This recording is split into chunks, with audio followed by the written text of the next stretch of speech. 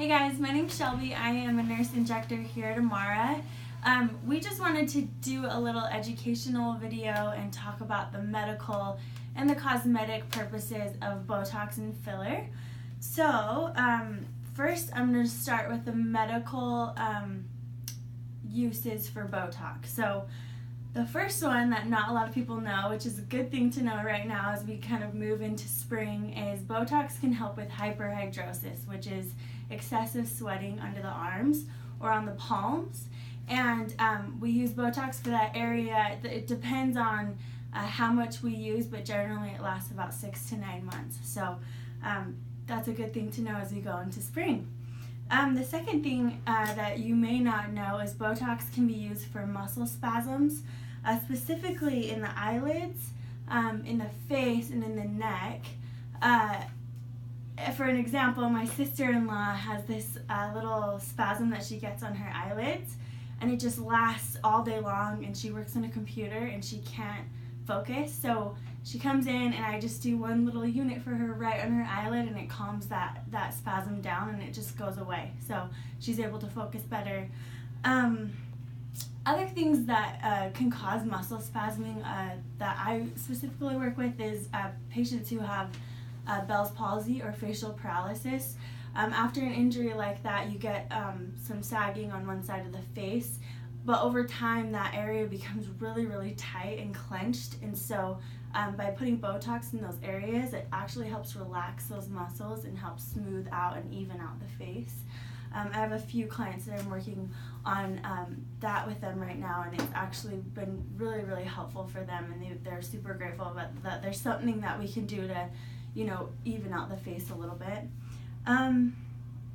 Another thing is chronic migraines. I think that's pretty well known, but in 2010, Botox was approved for chronic migraines. It's important to understand that it mainly helps for migraines that last more often than every other day. And migraines are explained by intense pulsing or throbbing in one specific area of the head or the neck. So I usually tell my clients to pay attention to where your migraines start. If it's back in the head, if it's your temples, if it's this frontal area, pay attention to where those migraines stem, because that's where you want to do the Botox. And Botox for people like that it's wonderful, because migraines are debilitating for a lot of people. I get Botox in my glabella mainly because I don't like my 11s, but also because I get a lot of focal headaches right here because I'm nearsighted and I'm always squinting. So Botox can help with those type of headaches as well.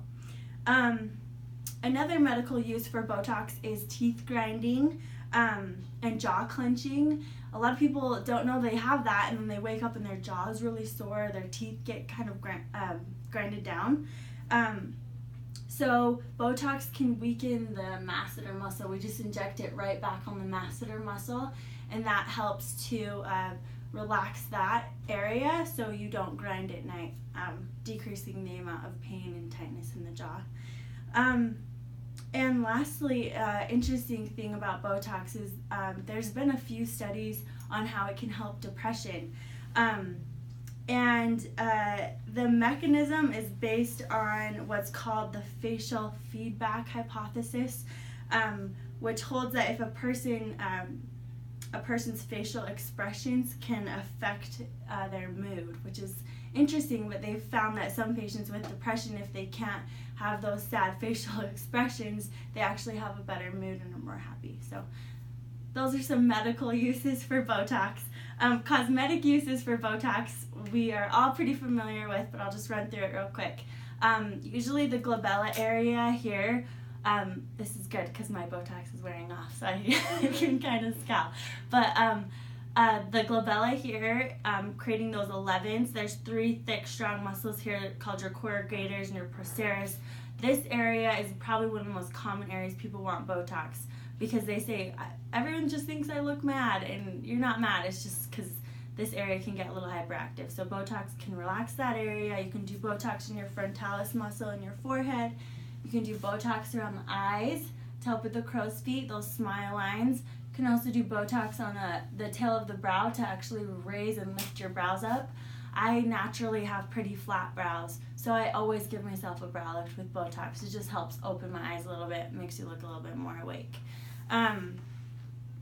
You can also do Botox for lines around your mouth, called perioral lines, and you can do Botox for those neck bands. A lot of times as we age, those neck bands get worse, so you can track them and relax those neck bands, so when you smile, it doesn't look like you have all these stringy necklines. We can also do Botox in the chin. If you have like a pebbly chin, I can't really do it. Yeah. Sometimes people, when they smile, they have some dimples in the chin. Botox can help relax that. Also, if you have a gummy smile, if you have a lot of gums that show when you smile, Botox can just relax the upper lip and just allow that to cover a little bit more of the gums. Also, if the corners of your mouth pull down, we can use Botox there. So, a lot of uses for Botox cosmetically. Let's talk about filler real quick. The main thing that filler is used for is to restore facial volume. As we age, usually starting at about age 30 for women, we start to lose bone density, and the fat pads in the face start to atrophy, separate, and fall. And I'm a visual learner, so kind of come in and zoom in and I can explain what happens here. So these are the fat pads of the face. Is it focusing? Good. Okay. See how they're all just perfectly put together, kind of like Legos? As we start to age, they start to separate. This middle malar fat pad especially drops off from all of these surroundings and just starts to drop and atrophy. And this is why women start to get really hollowed eyes, dark circles. This is why the mid-face starts to look so sunken. If you go and look at a picture in real life here, this is a daughter, she's 26 years old, and this is her mom, she's 64. You can see that she's lost this malar fat pad has dropped down, and now she's got this volume loss here under her eye and volume loss in this middle face area. She's lost bone, which I'll show you in a minute, but that structural support's now gone, so there's falling in the face, which increases this nasolabial fold. She's getting a marionette line here, a little bit of a jowl, so that's all part of the aging process. One of the pictures that I really like to show people is this one, if you want to zoom in. This is a woman in her 20s. This is right before she turned 60. So you can see the angle of the jaw is just immensely changed here. She's lost so much bone. And especially up here, this is kind of like the framing to your house. If you lose this volume here, that's kind of what keeps everything up.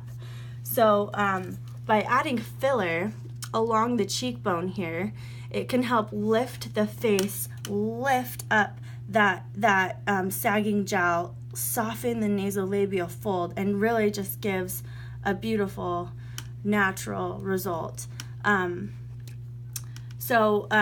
Places we can also use filler. So let's talk about, the cheeks are my #1 priority. So many people are afraid of getting cheeks because they see women in Hollywood that look just so chinky and have huge cheeks. So this woman here needs a little bit of cheek volume. You can tell she's lost that natural volume in the mid-face. So by adding a little bit of volume here, that pulls up the nasolabial fold and softens the nasolabial fold.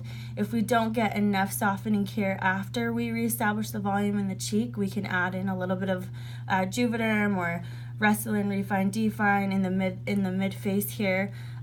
We can use filler in the tear trough.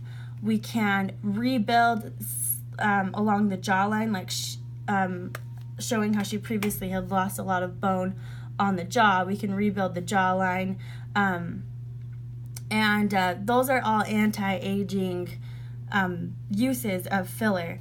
A few other cosmetic reasons for filler. Sorry, we can go back. A few other cosmetic reasons for filler. Obviously, a lip augmentation. I have a full syringe of filler in my lips. They don't look overdone. I really like a natural look. I think that, especially in Utah, we all just kind of want to look younger and healthier, but still kind of blend in and not look like we're overdone. So lip filler. I also have tear trough filler, and I have cheek filler. But I don't feel like I look crazy. I don't know. Maybe I do. But I don't think anyone would ever notice unless you told them all of those things. Yeah. So other things we can do with filler, just to sum it up, we can do chin augmentation for people who have a really, really small chin. If you have a small chin, sometimes it makes your nose look bigger than it really is. It's all kind of an illusion, and it's about proportions. So if we can augment the chin a little bit, it can make your nose look a little bit smaller. But if you have a little bit of a dorsal hump or irregularity or issues with the contour of your nose, we can also use filler to smooth out the nose. We can use filler to build up a jaw for women or men. And we can also use filler in pitted scarring. So if you have pitted acne scarring, that's pretty severe, we can use filler to kind of help pop that open and smooth that back out. So I think that's it.